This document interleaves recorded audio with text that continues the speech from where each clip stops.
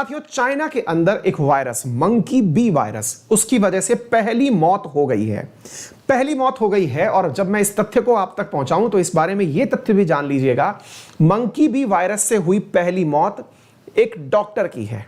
आप पूछेंगे डॉक्टर की है यानी कौन सा डॉक्टर? ये एक ऐसे डॉक्टर की है जो कि मंकी पर ही रिसर्च कर रहा था। ये ऐसे डॉक्टर की है जो मंकी के साथ एक डेड मंकी के ऊपर रिसर्च कर रहा था, ह्यूमन के प्राइमेट्स पर, यानी कि जो इंसान से पहले वाले जो हैं उनके ऊपर रिसर्च कर रहा था। उस मंकी की रिसर्च में उसके अंदर ये वायरस आ जाता है और वायरस आने से ये डॉक्टर मर जाता है। और मरने की जो तारीख है वो भी इन्होंने दी है, 27 मई को इस डॉक्टर का निधन हो जाता है।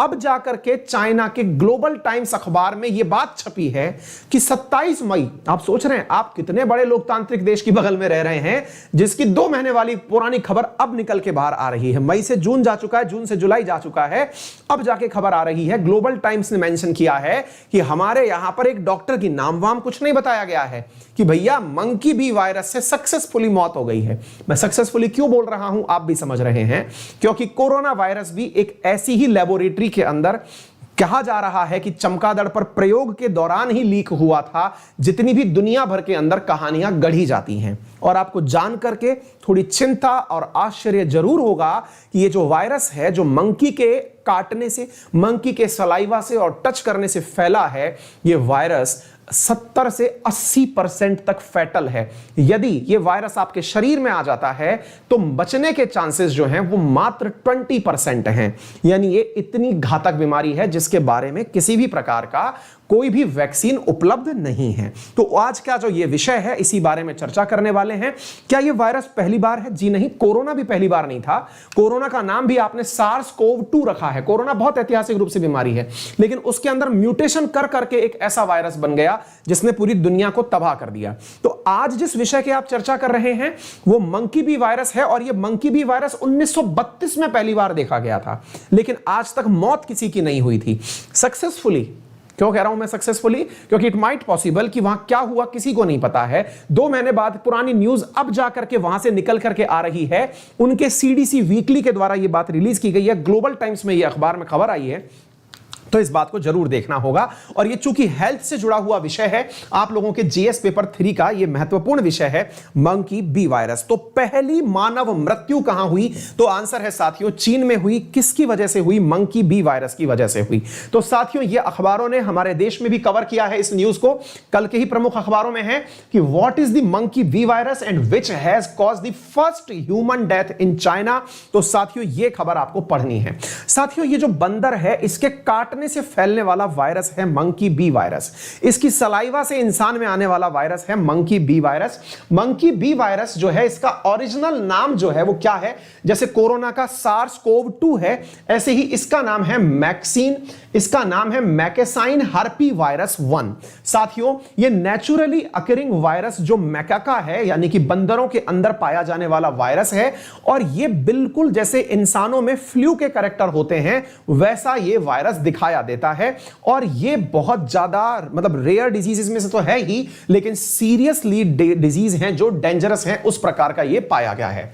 साथियों जूनोटिक इन्फेक्शन यानी कि जानवर से इंसान में आने का जो ये केस है, ये अपने आप में एक चिंता का विषय है कि आने वाले समय में कहीं इसकी प्रसार होने की घटना ना बढ़ जाए, क्योंकि 1932 में आया हुआ वायरस 2021 में व्यक्ति को मार रहा है। और वो भी एक ऐसे व्यक्ति को जो मृत बंदर के ऊपर रिसर्च कर रहा था।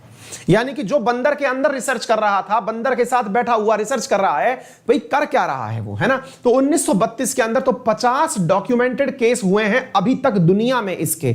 आप सोच के देखिए 1932 से लेके अभी तक 50 केसेस हुए हैं। और उसके अंदर साथियों अब आप देखिए 80% फैटेलिटी वाला डिजीज है ये। यानी कि इसकी वजह से अगर किसी का ट्रीटमेंट नहीं हुआ तो उसके मरने के चांसेस 80% है। अब आप पूछेंगे कि सर एक बात बताइए, इतना खतरनाक बीमारी है, तो इसके बारे में न्यूज किसने रिलीज करी?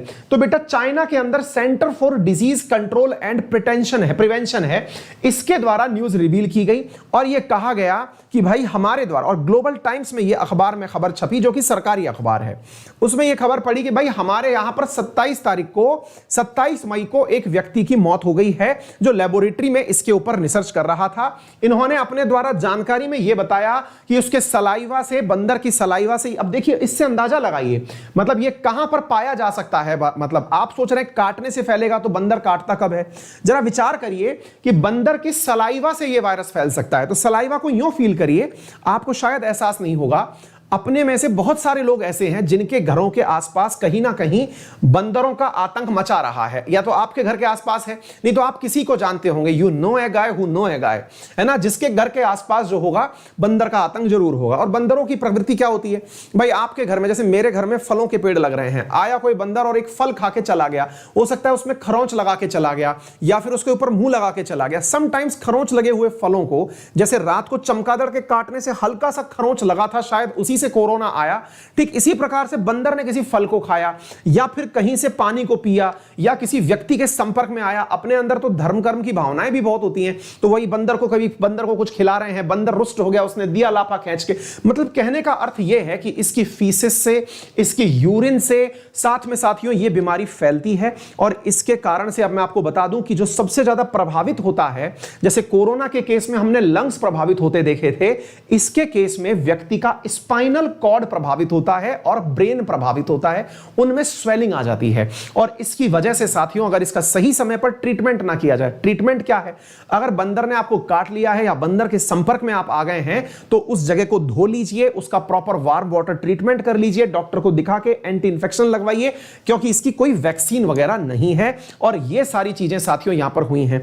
इसके क्या सिम्टम्स हैं अगर ऐसा होता है? कभी मान लीजिए आपको कोई बंदर काट ले, तो ऐसी स्थिति के अंदर आपको उस पर्टिकुलर जगह का पूरी तरह से सफाई के साथ, मतलब क्लैरिटी ऑफ थॉट लेके आनी होती है बढ़िया से। इसके अंदर यह ध्यान रखिएगा कि अगर वायरस के काटने के बाद आपको सर्दी जुकाम, मतलब बंदर के काटने के बाद सर्दी जुकाम जैसे सिम्टम्स आ रहे हैं, फीवर हो रहा है, मतलब आपकी मसल्स दुख रही हैं, आपको हल्की सी बेहोशी आ रही है, सर दुख रहा है, और यह सबसे महत्वपूर्ण बात क्या है, हम में से बहुत सारे लोग बहुत कैजुअली लेते हैं इन सब चीजों को।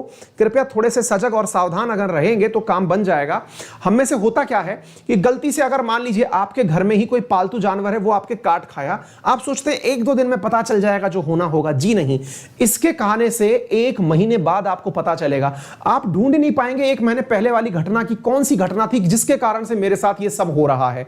तो अवेयर रहिए। और इस प्रकार के सिम्टम्स अगर आपको दिखें, हालांकि इंडिया में अभी तक इसका कोई भी केस नहीं आया है, लेकिन चाइना से इंडिया आने में गाड़ियां नहीं जोड़नी पड़ती हैं, हो चुके हैं सारे काम पहले ही, है ना। तो उम्मीद है आप लोगों को ये सारी बातें समझ में आ जाएं कि जब वॉमिटिंग हुई, हेडेक हुई, मतलब गले का घुटना, वॉमिट का आना, ये सारे इसके सिम्टम्स हैं।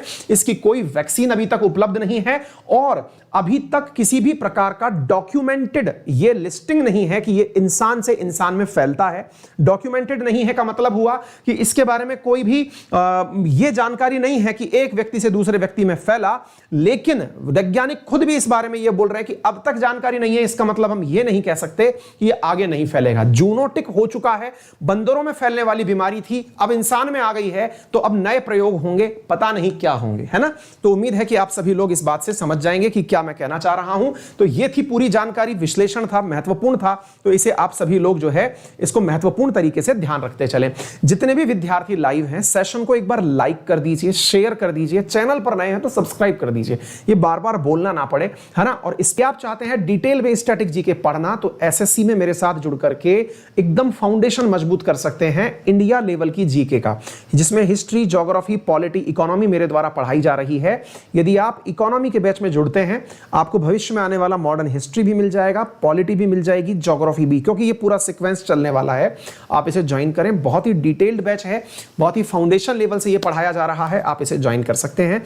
इसके लिए आपको क्लासेस में लाइव क्लासेस भी मिलती हैं, रिकॉर्डेड क्लासेस भी मिलती हैं, सारी क्लासेस आपको साथ में मिलती हैं, टेस्ट सीरीज, और हाँ प्राइसेस बढ़ने वाले हैं 1 अगस्त से, तो यदि आप उसको ज्वाइन करना चाहते हैं तो अभी से प्लान कर लें। जितनी भी क्लासेस निकली हैं वो मिल जाएंगी, भविष्य में आने वाली सभी क्लासेस। और यदि आप एसएससी कैटेगरी के ही स्टूडेंट हैं तो मैथ, रीजनिंग, इंग्लिश वगैरह जितनी भी क्लासेस हैं वो तो सब आपको मिल ही रही हैं। इवन मैं ये कहूंगा कि यदि आप मुझसे स्टैटिक जीके पढ़ना चाहते हैं तो आप एसएससी वाला सेगमेंट ज्वाइन कर लीजिए, ये आपके लिए बेनिफिशियल रहेगा। इसको लेने के लिए क्या करना होगा, गूगल प्ले स्टोर पर जाकर के अनअकैडमी लर्निंग ऐप अपने मोबाइल में इंस्टॉल करिए, फोन नंबर से खुद को रजिस्टर करिए, गोल में एसएससी एग्जाम गोल सेलेक्ट करिए, वहां पर फीस के ऑप्शंस दिए हुए हैं, आप उन ऑप्शंस में 12 मंथ के लिए फीस का ऑप्शन सेलेक्ट कर लीजिए। मात्र 6500 रुपए है। 6500 रुपए की जो फीस है उसमें मेरा रेफरल कोड अंकित 10 यूज करिए, 10% डिस्काउंट आपको मिलेगा। 5850 रुपए में आपको ये क्लास मिल जाएगी। आप लोग मेरे साथ मेरे टेलीग्राम चैनल अंकित अवस्थी सर पर जुड़ करके आज जो भी मैंने पढ़ाया है इस कंटेंट की पीडीएफ वहां पर प्राप्त कर लेंगे। फिलहाल के लिए इतना ही। अपना ख्याल रखें, बड़ों का सम्मान करें, छोटों को प्यार दें और अपना व्यक्तित्व इस प्रकार से विकसित करें कि महिलाएं आपके साथ सुरक्षित महसूस करें। धन्यवाद।